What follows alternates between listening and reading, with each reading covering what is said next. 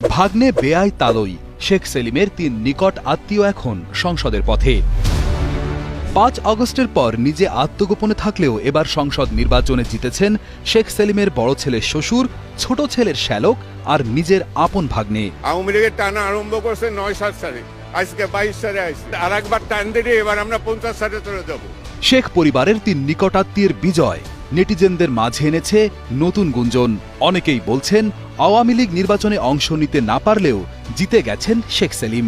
তারেক জিয়া কখনো ঢাকায় আসবে না। ঢাকা আসলে তাকে জেলে যেতে হবে এবং রাজনীতি তো দূরের করা, নির্বাচনও কোনোদিন করতে পারবে না।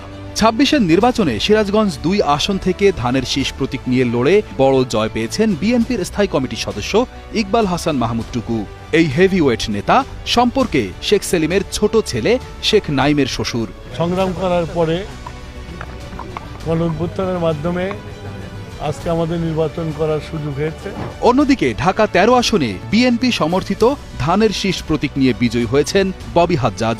সম্পর্কে তিনি শেখ সেলিমের বড় ছেলে শেখ ফাহিমের আপন শ্যালক। জনগণের জন্য কাজ করছি, জনগণের ভোটেই জয়যুক্ত হয়ে আসবো। আবার ভোলা ১ আসনে জামায়াতে ইসলামীর প্রার্থীকে বিপুল ভোটে হারিয়ে বিজয়ী হয়েছেন বিএনপি জোটের প্রার্থী বিজেপির চেয়ারম্যান আন্দালিব রহমান পার্থ।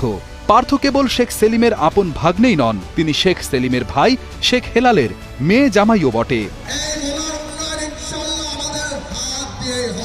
১৯৮৬ সাল থেকে গোপালগঞ্জ ২ আসনে একচ্ছত্র আধিপত্য ছিল শেখ ফজলুল করিম সেলিমের। ৫ই আগস্ট আওয়ামী লীগ সরকারের পতনের পর থেকে তিনি আত্মগোপনে। তবে এবারের নির্বাচনে তার ৩ ঘনিষ্ঠ আত্মীয়দের বিজয়ে জনমনে তৈরি হয়েছে মিশ্র প্রতিক্রিয়া।